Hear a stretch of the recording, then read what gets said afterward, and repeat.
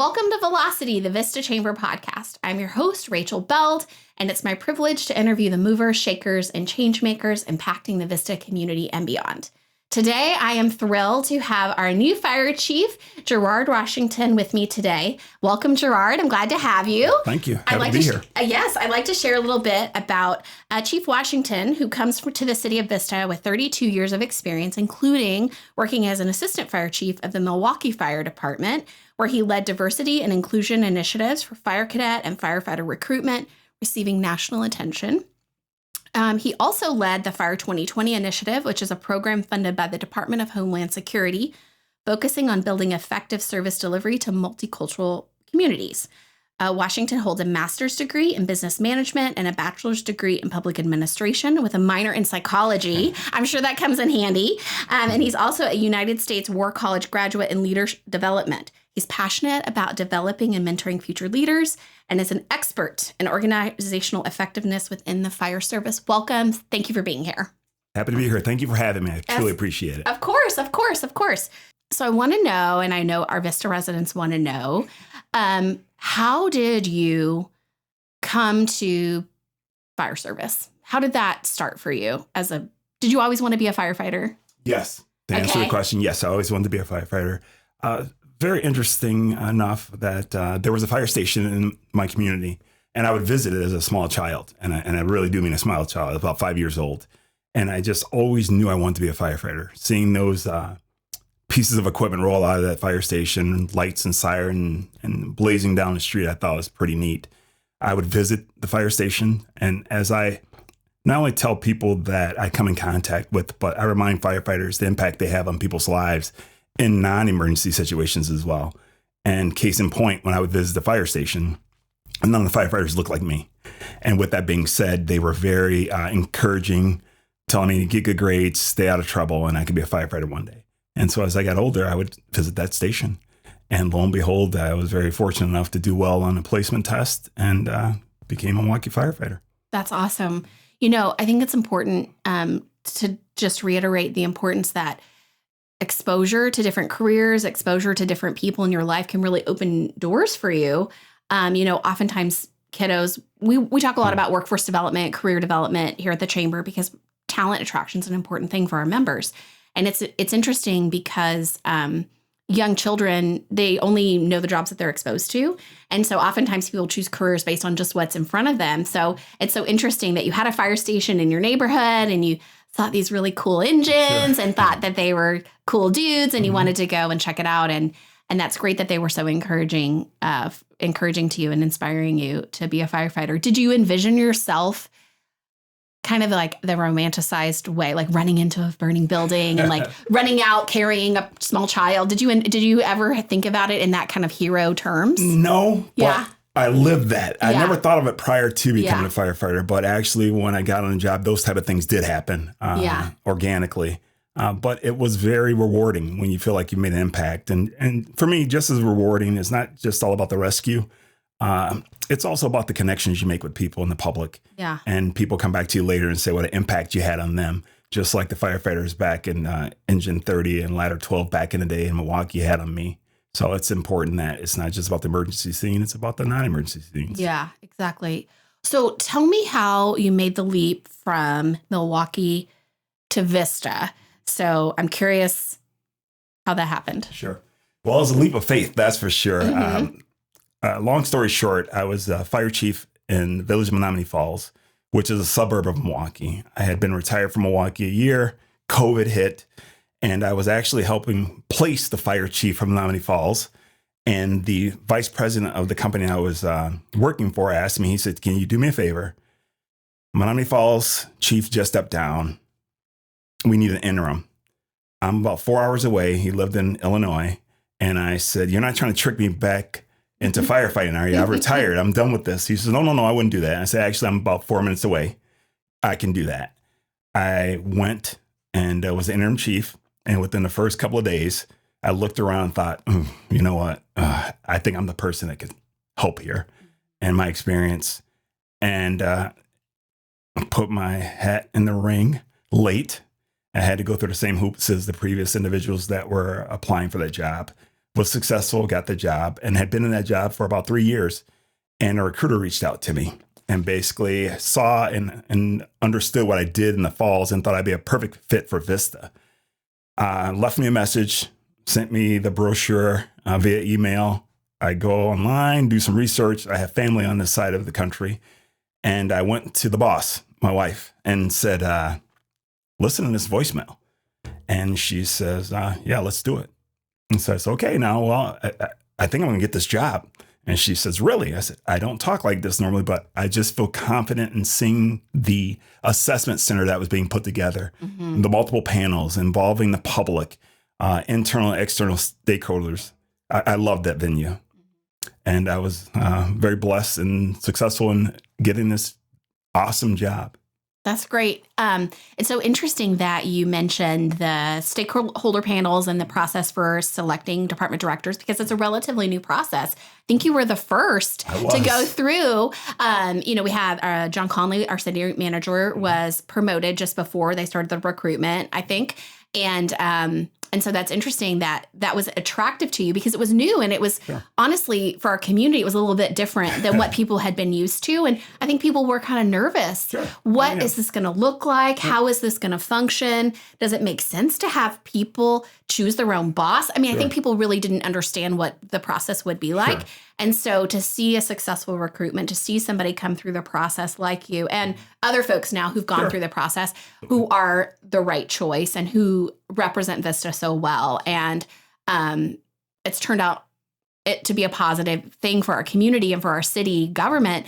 I think that's really, really fantastic. So thanks for being the guinea pig. Thanks for being the first. Yeah, I'm used to that. Yeah. But it said a lot about the city, about the council, about John Conley, that they were visionary when it came to the process. Because everything you just mentioned, this is unheard of. This isn't how we normally do business. But for me, it spoke quite a bit. Well, that's the place I need to be. Because if they're visionary like this, innovative like this, and I consider myself innovative and visionary, I thought it'd be a perfect fit. And the synergy that could be created with this type of environment, the fire department, the EMS side as well, is just amazing for me. So again, kudos to the folks that were visionary in putting this process together. Yeah, that's great. And I've had the pleasure of serving on a panel since then on one of the recruitments. And it was really just eye-opening and really rewarding experience to be part of it on the other side. So thank you for that. Thank you for participating. It's anytime I can engage. I mean, I love engaging with our local government and being involved in the community in that way. So anytime I can have an opportunity to do that, I'm just going to insert myself right in there. So, so I want to know, you've been, over 3 decades in fire service. You retired. That's a long time. They sucked you back in. Yes. Then you ended up here in sunny Vista. So, what is it about fire service that's really just truly your favorite thing that keeps calling to your heart? I mean, obviously it's connected with you in a very deeply personal way. So what is your favorite part about this work? I think it's simple, helping people. And just that phrase, it isn't just about the patients or the customers we serve, but internally, being a mentor, a coach, a counselor for the next generation or two of firefighters and paramedics that will take over these departments and be the future leaders. I just have a passion for that. And it's my philosophy, like many others in this field, is leave the department better than you got it. And so to ensure that, it is being that person that's engaged internally and being approachable and not being the old guard that I came under back in the day, that type of environment by the fire chief or chief officers or company officers, it no longer has a place in a fire service. And so I just have a true love for helping people. It's so rewarding for me when I know I've made a difference. Again, not just about pulling someone out of a burning building, but that someone comes back to you later and says, hey, because of some things you said to me, I was successful in an assessment center, or you know what, I got that position, or whatever it may be. What's hard about it that would maybe surprise people? Is there anything that jumps out at you that's just really hard about the work that you do? For me, it isn't. And I know it sounds kind of odd, and people believe I'm just kind of put on the airs when I say, no, it isn't. Some of us are very blessed to fall in positions or I feel like it's a calling. And it is. And that's exactly what it is. And for me, it's just a natural fit. It's not many people get to do something like this they truly love, even when you see the worst that men do to other individuals. Man does the man, or animal does the man. It's still that love, wanting to make a difference, and recognizing when you're quote unquote not successful, trying not to take it too personally, just trying, how can I be better next time? And so many things are out of our control when we're in those emergency scenes, but the training that goes into being prepared for the what if, it makes you a little more confident versus not being prepared and just kind of, I'll show up and I'll wing it. This isn't the profession that you can get away with that. Right. So when I know you focus a lot on talent development and the next generation, when we look at data, and I've talked to, our previous, your predecessors and things like that about talent recruitment, it seems like anecdotally, that it seems more challenging to recruit folks to fire service. Is that true? Am I right? You're right on, and it's very true. Yeah. Why do you think that is?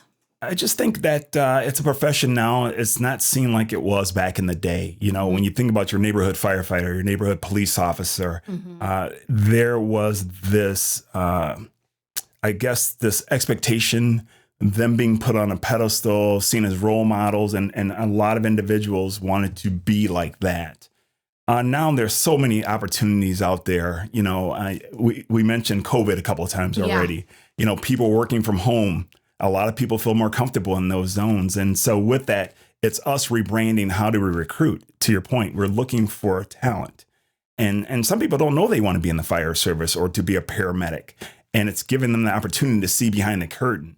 And it's all in marketing as well. It's you also touched base on a little earlier that firefighters and paramedics grew up in those environments. Their sibling, the parent, or someone they knew was in the fire service or EMS.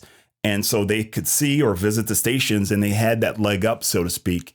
And so, this is what I want to do. It's a family business.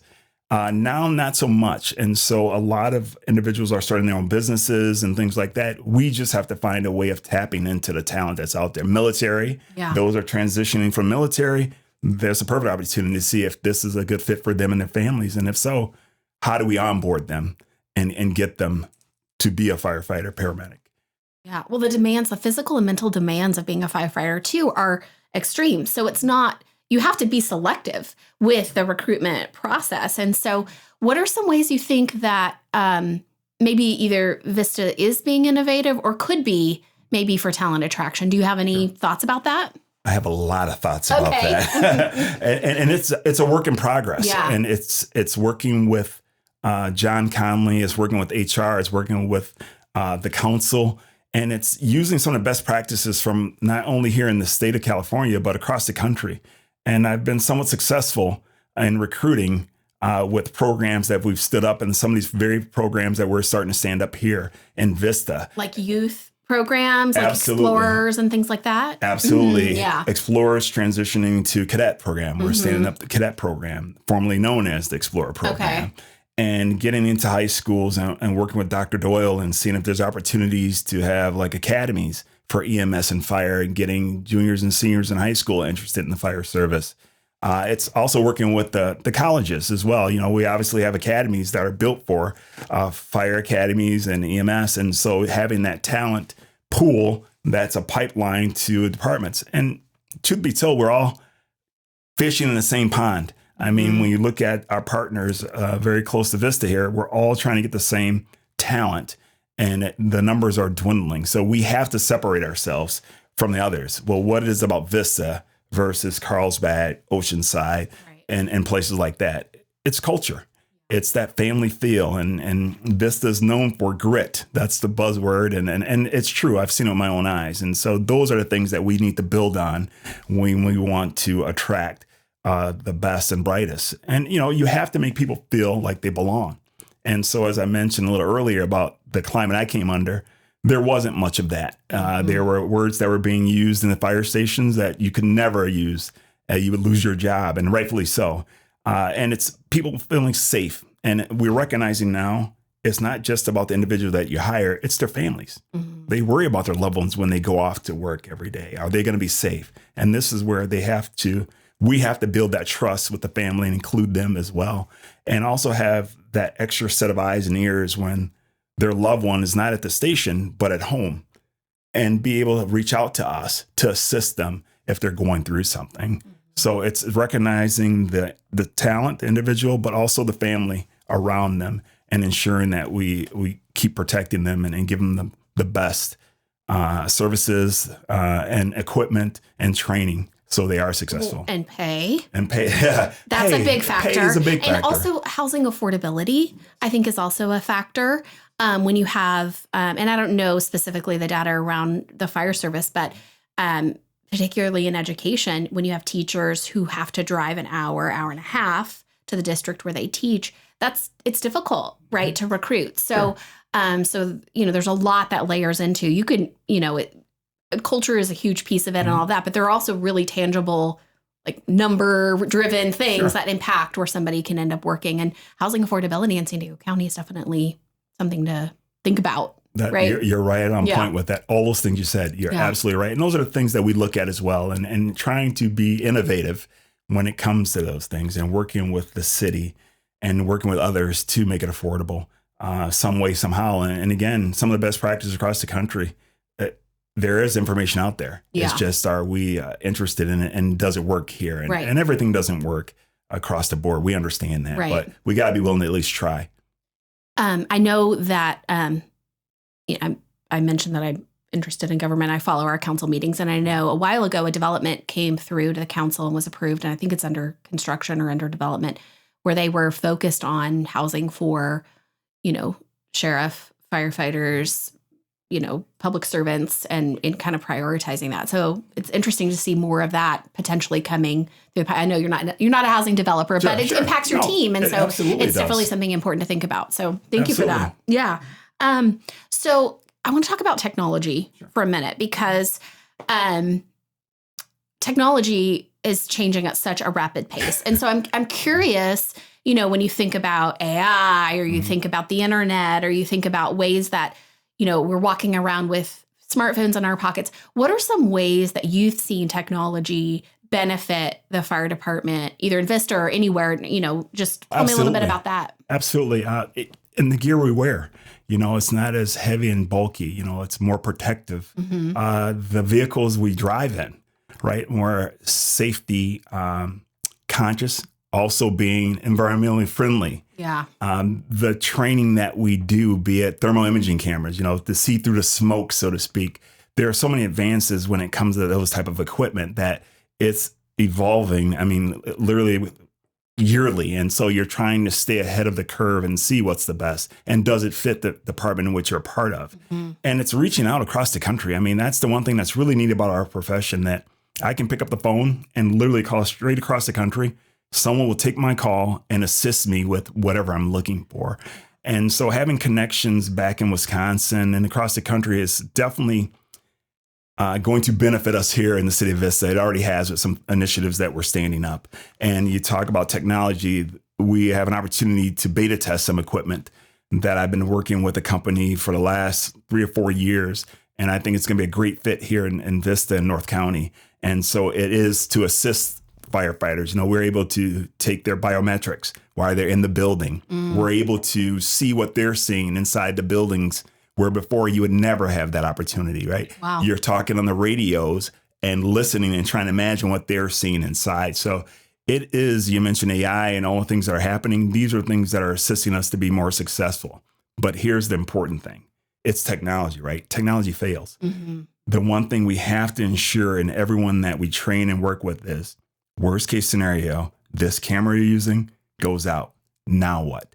Right. You got to be able to rely back on your basics. When you come through a doorway, you can't see your feet. You get down on your hands and knees, you crawl. Is it going to be a left-hand search or a right-hand search? Those are fundamentals that will never, ever change. No matter how great technology is, it still has the opportunity to fail. So we have to ensure that we don't rely solely on technology to do our profession. Yeah, that's great. Because obviously safety for your team is of utmost importance. And, you know, it's nice to hear about these technological advances that can help protect people. The lighter, the things you wear, making them lighter, you can move, you're more nimble, you can move more quickly through dangerous situations, but also the exposure to the different elements that firefighters are exposed to. I'm glad to hear that there's some safety enhancements in that regard as well. That helps also with recruitment to know that if someone's like less exposed to yucky stuff, then that's helpful, right? Sure. So that's great. Thank you for sharing about that. And I also want to say, I'm sorry, I also want to make sure on the EMS side, emergency medical side as well. That's my next question is on the EMS side. The ambulances that we drive and ride in, the equipment we use, like the gurneys, I mean, they're automatic and these things cost quite a bit, but they're well worth it when you think about back injuries that firefighters sustain, paramedics sustain, shoulder injuries, knee injuries. And so there's been quite a few advances made with equipment that we use on medical emergencies. Also, the training that's available to us when it comes to sometimes maybe you're not at a busy department. There's equipment that you can buy that's human-like, a virtual reality training simulators that are available. So the one thing that about the fire and EMS, we're always pushing forward and trying to use technology to assist us to deliver a better service. Great. So you mentioned EMS, and so I want to ask you, just because for a long time in Vista, everyone who was a firefighter was also a paramedic. And so now there's been a shift in the departments around the nation. So tell me a little bit about the role of a paramedic and the role of a firefighter. How are they the same? How are they different? Can you explain a little bit about that? Sure. Yeah. Here in the City of Vista, you're very fortunate to have firefighter paramedics. Where I came from, I was a firefighter EMT. Okay. And you mentioned there is a shift, especially when it comes to recruitment. The one thing that I did in Village of Menominee Falls was we only hired dual firefighter, EMT, or firefighter paramedic. Okay. And what we found was the pool was shallow. So when we reimagined how do we hire, it was hiring a paramedic singly or EMT or just a firefighter. Get them in, train them up, and then if they so choose, you cross-train them. Okay. You get them cross-certified. What you have then is a Swiss Army knife, as I say, individual that's able to deal with fire and EMS. And that just makes for a better employee and just a better team when it comes to helping each other out. Again, these are the things that we're all looking at as fire chiefs, as command staffs. How do we engage individuals that we want to onboard and to join into our departments? So you don't want to limit yourself. So also I had an opportunity in Wisconsin to hire nurses. And that was amazing because I was told you can never do it. It won't work. Well, working with the medical director and working with nurses at a nearby hospital, they were engaged as absolutely, we'd love to be a part of this. And once we got them trained up to where we needed them to be, what the floor found, the firefighter and paramedics, they learned a lot from the nurses and the nurses learned a lot from us because it becomes that when we drop a patient off at the ER, well, why do you not do this? Why did you guys forget this or that? And vice versa, right? Mm-hmm. You know, firefighter paramedics are questioning the nurses are questioning them. But when they saw what each other was responsible for, oh, now I get why you did that. And those lines of communications were open and it just made for a better service delivery for the customer. Wow, that's great. You know, it's so interesting because you really don't know, even if someone's in an adjacent profession or a somewhat similar role, you really don't know everything about that until you spend time in their shoes. Yes. And so that's really great that it just increases and improves the customer experience when you can have that kind of cross-training and that opportunity for the shadowing or for an immersion experience or anything like that. So that's really cool. I love that. So I'm going to talk about facilities really quickly. So when I was on city staff, we renovated one fire station and we built a fire station. And I think there's another renovation either happening now or coming soon. It's happening now. Station 3. Yes. Station 3. Mm-hmm. Okay. And so what happens when you renovate a fire station? What kinds of things are you like? Are you getting rid of the big pole? Like what's going on? Sure. Yeah. I can say with the big pole, a lot of stations, a lot of departments are getting away from that because of injuries that are sustained because of sliding the pole. Yeah. Not only of the firefighter, paramedics, but of civilians that for some reason want to slide the pole and get injured. Who wouldn't? It looks so fun. It is until it isn't, right? But it is that making sure that it's compliant with the new standards when it comes to OSHA and the protection of firefighters. You know, we have a high rate of cancer. And so making sure you have those clean areas versus the dirty areas, that you have machines that can wash the gear or your station wear. It's improving the workspace and the work area, recognizing that the way that I used to respond in the middle of the night, you hear that loud tone go off and you wake up and your heart's racing. Now it's more gradual. The lights come up more slowly, and now you can gather your thoughts in those seconds that it takes for you to start recognizing what the situation is, getting to the rig, and then rolling out. It's becoming more user-friendly. People have their own personal spaces. And some say, well, that's a bad thing as well. People tend to go off into their own little areas and not come back to the kitchen table where all the world's problems are solved in the fire station. And that depends on the leadership, be it formal or informal. I'm a firm believer in you have to bring people together and talk through things and just kind of have that breaking of bread and helping each other out, because that's when you have those connections where you can read someone, you've been working with them, and that you recognize something's not right, and not in front of everyone else, but when you have opportunity to talk to them on the side and ask how he or she's doing and things like that. It is important to still have that family feel, that even though you have a small space with your bed and things like that in there, kitchen table and the viewing area of a television is important for us to spend time together as well as train. Sometimes the informal training happens right at the kitchen table, be it the medical run you were just on or a fire that you heard one of the other stations went to, and just start dissecting that and, Monday morning quarterback and see how you can learn from that. Firefighters spend a lot of time together. The shifts are 24? 48 okay, here. 48. Okay. And so that's a long time to spend with a group of people. Sure. So you have to work together as a team. You have to rely on each other. I mean, you're truly trusting your life in your team's hands.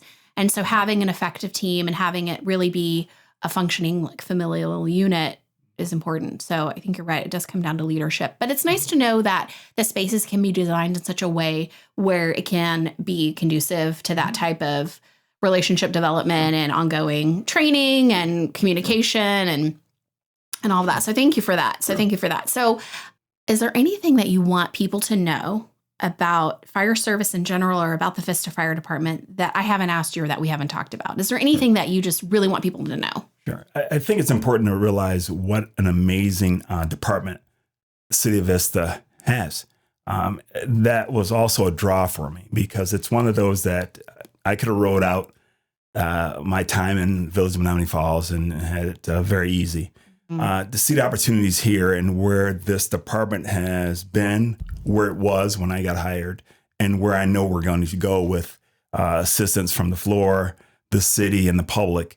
It's amazing. I mean, to have paramedics on all your rigs, we would have one or two on the heavies, which is an engine or a truck. Here, every firefighter is a paramedic, and that's amazing. So you can start rendering advanced life support immediately with the engine that pulls up or the truck, the ladder truck that pulls up.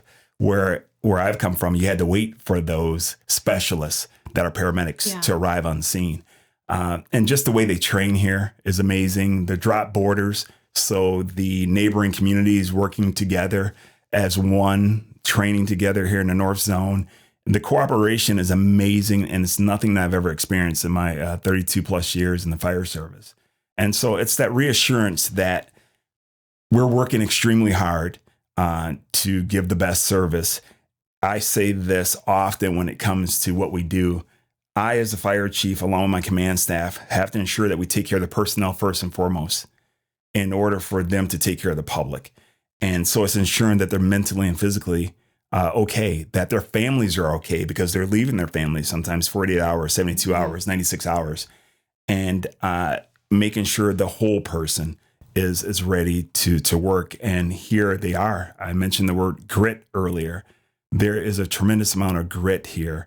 And I love the aggressiveness, but being intelligent about being aggressive, right? They're not just kind of haphazardly being aggressive, which can be very dangerous in the fire service or even EMS. The continuing education that occurs here, again, reminding the public that it's the hours that are put in are nothing that I've experienced before. So this is an amazing department. I'm excited to be a part of it. I'm excited to be, quote unquote, the leader. And there are some amazing things that are coming for the City of Vista and the Vista Fire Protection District because of the men and women that did do this job. Thank you. You know, it's interesting you talk about both grit and collaboration because time after time when I'm lucky enough to interview people here on this platform, I hear again and again about Vista and North County being a place where collaboration happens in places that you are really, it's surprising. Yes. Business collaboration, industry collaboration, healthcare, now the fire. There's something really special about North County and Vista and specifically about this idea that we can do more together. And also this kind of scrappy vibe that we have here in Vista, that we have grit and that we can get through things. And so I really appreciate you saying that because I think it's representative, of course, of the fire department, but of our community as a whole. Definitely the community. And so it kind of gives me a little sense of pride to hear you say that because I love hearing that is represented through all of the facets of our community. So thank you for sharing that. So I do have one question I want to ask you. Mustaches. Okay. Obviously not required on the male firefighters. That's correct. What's up with the mustaches? Why do so many firefighters have mustaches? Is that I know it's a silly question, but I'm very curious. It's not a silly question. I'm very curious. There's an origin there, right? Okay. And so it goes way, way back. And Okay. actually mustaches, when they were big and burly, they were filters. Okay. Stick them in your mouth, stick them in your nose, and filter out the smoke particles. So that's what they were used for. Interesting. Yes. Yeah. So it was basically a filter before they had filters officially. Wow. Interesting. Okay. Thank you. I'm so glad I asked that question. Sure. No, it's not a silly question. It's I a was great debating question. asking it the whole time, and I'm glad I did. I'm glad you did. Okay. Yes. Okay. So at the end of every one of my episodes, I ask the same few questions of each of my guests. So my first one is, give me a book recommendation. Tell me a book that you think people should read. Oh, wow. Or if you have a favorite, even if it's a childhood favorite. No, fair enough. Yeah. I'm smiling because I have folks in my organization reading a certain book right now, and it's called Crucial Conversations. And use it. I'm sure you're very familiar with it. My favorite book would be Firefighter, believe it or not. Okay. And it's Herman Williams Jr. Okay. And he was the first African-American fire chief in the city of Baltimore. And it just tells his story. And it's interesting if you're interested in it, but it just has a little twist in there that's very, put a smile on my face. But it was a motivation for me as I read through it. Mm-hmm. And real quick, not giving away the plot, it was just that he ran up against the wall in a time where people of color weren't treated fairly in the fire service. And he got some sound advice from someone that basically says, if you ever want to be the fire chief here, you'll have to leave. And that's tough to hear, especially when you're passionate about the place you serve, you grew up in, and these things. And it worked out really well for him because that's the sage advice he took. And sometimes we have to take a different path to get to where we really want to be. And that's okay. And it just shows that resilience, determination that nothing was going to stop him from being successful. Wow. Sounds like a really inspirational book. I'll add it to my list. Yes, Thank you very much. And I'll link to it in the show notes as well. So I'm a music lover. I go to a lot of concerts and shows. So I love to ask people for a song that they love. And I know it can be hard, but do you have a song that you always have to turn it up? What's your jam? Chief Washington, what is your jam? Okay, I'm not even going to pretend. Okay, don't pretend. Lovely Day. Oh, it's the best. That's such a great song. It really is. It's you cannot be in a bad mood. That is for sure. Bill Withers is singing. Bill Withers. Just, yeah. And to see a burly man like that, have a voice like that and hold that note, it's amazing. Voice of an angel. Yes. It's definitely my favorite. It for sure. That's the one that gets me going in the morning. Anytime I hear it, just cheers you up. That's great. You know, I think it was last week. I was driving on Vista Village Drive, and you were right next to me in your car. Okay. And you have a license plate that gives it away. So I knew it was you. And I looked over, and you were very stoic. You weren't moving. You were just looking straight ahead. And actually, a fire truck came over, and you you came in front of me and pulled over. And so I was like, oh, I better pull over too. Sure. I mean, and I do because I behave myself. Good. But as I was driving, I said, I can't wait to ask him next week what is his favorite song, because I wondered if you were secretly just like rocking out in your car there. Oh, I do. Yeah. I do. Oh, well, I obviously had the windows down. So if I have the windows up, they're tinted, so you can't see me. I absolutely do. I've been reminded by my wife sometimes, you might want to turn it down a little bit. So I get it. Yeah. Okay. Mm-hmm. Okay. Tell me something that inspires you. People helping people. Mm-hmm.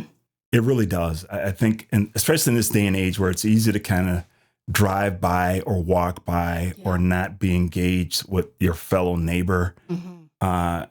To see people lend a hand. And I was driving a Vista Village Drive there, and an accident occurred. And before I could make a U-turn and head back there were several cars that stopped and were rendering first aid to the individual. Mm-hmm. And that spoke volumes to me versus, not my problem. I'm busy. I got to get somewhere. It says a lot about mankind, especially when, again, this day and age, it's easy to lose hope, and to see people helping people, because that's the core of it. When it's all said and done, and when we go back in history, the most successful societies were those that people helped each other. Phrase, it takes a village. Mm-hmm. And so to see that and to be a part of something like that, I love that. That really inspires me. Yeah, that's great. I mean, it's like, if it's not you, then who? That's right. So true. Yeah, so true. Absolutely. I love that answer. Okay. Last question. Tell me a Vista business you think deserves a shout out.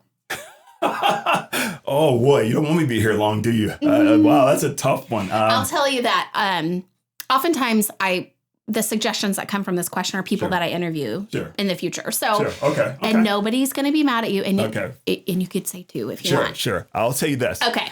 There are amazing businesses here in Vista, and I mean that. It's one of those that we were very fortunate when we first came. My wife and I, we received a list from the Vista Firefighters Network.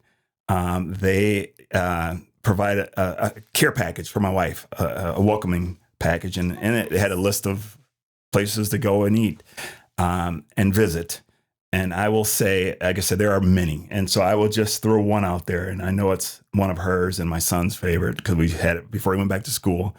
Nuccis. Oh, yeah. Nuccis. Yeah. See, everyone knew that. Nuccis. Yes. Yeah. And I'm sorry for hitting your microphone there. I do apologize. We're very excited about pasta. Yes, that's for sure. Okay. Yeah. So that's, again, there are so many. Yeah. And I'm looking forward as the weather starts to get a little warmer for some of you out here, hitting all of them. Yeah. I mean, Handles and all those good places too. So great. Well, thank you. I know I always, people squirm a little when I ask that question. Absolutely. But you know, it's great to have an opportunity to really celebrate a business or a company that has touched you in some way. So thank you for sharing that. I appreciate you being a good sport about that. So thank you so much for joining me today. It's been really nice talking to you and getting to know you a little bit more.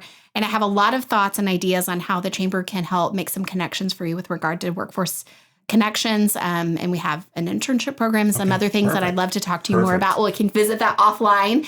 But thank you so much for joining me. I really appreciate it. Thank you for having me. Yes, of course. And thank you, City of Vista, for being so welcoming. I truly appreciate the city, the council, the floor, the folks that I work for, and my admin staff and the command staff. Amazing. I'll leave you with this. In all my years, I've never made an office, meaning hanging pictures or anything like this. This is the first place I've ever put together an office where I have things that are very important to me hanging or on a shelf. And so that tells me everything I need to know that I'm home. Yeah. So I truly appreciate that. Yeah. Welcome home. Thank you. Yeah. Thank you so much to our guest, Gerard Washington, and thank you for listening to Velocity. If you like what you heard, tell a friend and subscribe. The Vista Chamber of Commerce is a nonprofit organization that serves as a catalyst for business growth. Find us online at vistachamber.org.